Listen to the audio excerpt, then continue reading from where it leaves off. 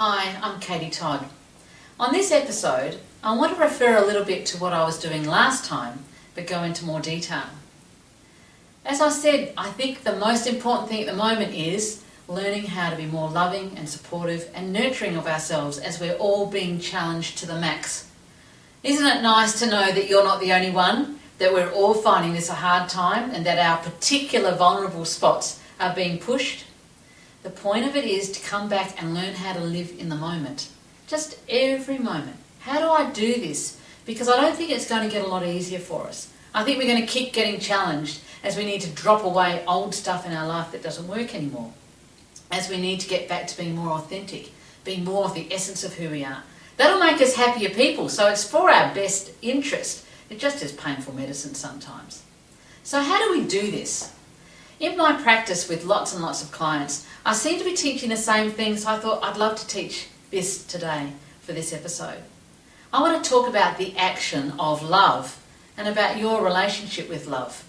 Did you know that you actually have a relationship with love? And that is how comfortable you are with being loving and receiving love yourself.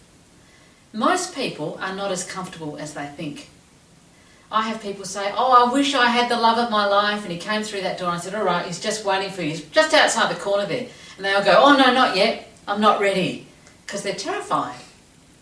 Love requires us to be very open, to be very vulnerable, and to be intimate. Now, where you came from as a kid, you had some experiences with your family. You learnt about love from mum and dad. You saw how close or not particularly close they were. And most of us saw quite a bit of conflict and quite a bit of tension and different things. So maybe we didn't get the greatest role modelling of what love looks like, the actions of love. And the actions of love are always about generosity. For us to manage this challenging time, you need to be extraordinarily generous with yourself and extraordinarily generous with the people you live with. Just going with the moment, letting go. There's very little we need to get up in arms about and controlling. You do, you watch the fire go. Just put more petrol on if that's what you like. What people tend to do without realising it is they keep creating the same emotional atmosphere over and over again. And it comes from their childhood. If they're used to having dramas and tension, then they'll always have dramas and tension. And you might not see someone for 15 years and you hear about them. And there's a whole lot of different cast players who are playing their role in it, but there's the same degree of conflict and tension, or the same degree of sadness, or abandonment, or loneliness, or struggle, whatever it is. We get addicted, you see. That's what our child is used to. And so it is with love. You'll have an intimacy threshold where you're comfortable with how much intimacy. And this comes from your childhood. It's what you're used to, what you've seen. So just think for a moment. What was the closeness and the affection and the loving behaviours like between mum and dad? What did you see?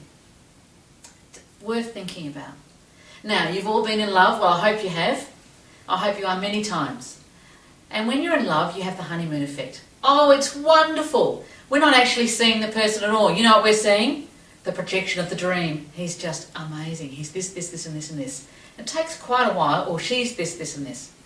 It takes quite a while to start to see the essence of the real person and realise, oh, they're actually like this and I thought they were like that. The love is still there and we grow to a deeper love. Some people are addicted to being in love and falling in love, so they just keep falling in love because they like that heightened experience. So when you have the honeymoon effect, you open right out like this and it's wonderful. You may have noticed you're very generous, very affectionate, very kind, very supportive. You listen well. You're there for them. You'll drop things. You don't react and get critical about petty things, about you left a wet tea towel on the bloody sink again. Do you have to leave the butter there? Couldn't you put petrol in the car? I did the last 4 times. You know, those lovely conversations that people have. You don't go there because this love is too important. However, as you start to see each other and reality comes in, we go back to our old threshold and say you were up to this with intimacy. Without realising it, you unconsciously pull yourself right back to where you were comfortable for where you came from. And then where do we go to? Well, I'm a bit dissatisfied actually. I'm not that happy with this relationship, but I don't feel like being that open, that giving, or that sexual. I don't initiate that much now because I'm feeling a bit resentful. You haven't been that supportive. And then we may start talking or thinking about how they let us down. Interestingly enough, you're telling the same story from when you came from. And it's the same pattern over and over and over again. Who's the common denominator? You are, or I am. And certainly I've had my stories, trust me, that I can see with this. If you want to have a loving relationship and not be complaining and feeling empty, if you want to manage these incredibly challenging times that are trying to make us shed all the parts of ourselves that don't work and to help us be the best that we can, which is what these times are about, you need to learn the art of the action of generosity and love. When you get up to make a cup of tea, you need to automatically offer to make one for your partner. You need to think about what would they like when you do the food shopping and go and buy that for them. You need to say, I can see you're really tired. Do you want a neck rub? You need to be physically engaging and initiating, because we all feel when we're not getting that. It takes very little for us to drop into our wounded child and feel like we're being neglected and hurt, and then we're resentful, and then we pull back, and then we get stubborn, and then we blame, and it's their fault, they're not giving. Until they give, I'm not giving. Now, it doesn't work like that.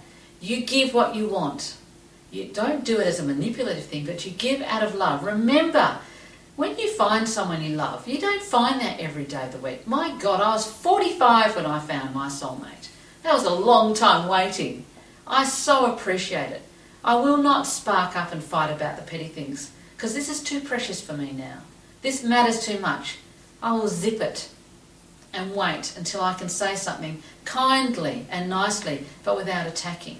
I will listen and I'll try and be loving. I will not react. I will think about how to reach out. It's very, very important to learn that. It's important for the kids to learn this. You are teaching them how to have happy, functional relationships when they grow up, and that's what you want. When the kids disappoint you, you don't scream and shout and read the riot act and the rules according to you, X, Y, Z. You just say very quietly, well, I'm disappointed with that. I really would have appreciated this, and that's not really enough. My kids have said to me, my God, Mum, being disappointed hurts and hits me so much more than you yelling. It's the same in all relationships. Be generous. Whenever anyone is hurting you or not giving you what they want, trust me, they are in pain and they are struggling. They're not doing it deliberately, maliciously. Don't take it personally. We're all being challenged right now. The more generous you can be, the better your life is going to be. Be loving and be kind. Go out of yourself. Go out of your comfort zone. Move past the intimacy threshold you learnt as a child and keep going forward. And you'll find you're acting more like you did when you were in the honeymoon stage. And then it gets deeper and richer and better and better. And guess what? You attract the same back. That's my magic tip for today. I try to keep remembering it, and I hope you will too. Love the best you can.